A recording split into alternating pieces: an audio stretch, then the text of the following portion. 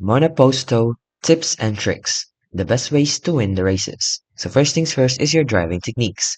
Make sure to manage your throttle and braking. So in slow corners, avoid going to full lock if possible. If you must go full lock, keep off the throttle for the majority of the corner to prevent spinning. Then you want to have some brake efficiency. So apply peak brake pressure early and gradually to reduce it as you turn in for the apex. Then you want to master the racing line. Study the track layout and practice the perfect rear lines, as this is crucial for getting good lap times. Then the smoothness is key.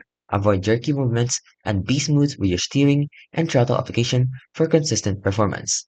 Now you want to go to your game settings and strategy.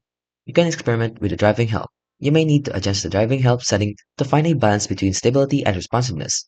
Using lower settings generally allows for faster lap times than higher settings. Then you want to use practice.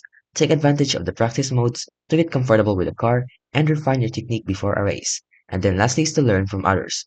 Watch videos and study other players' settings and driving styles to find ways to be faster and more consistent.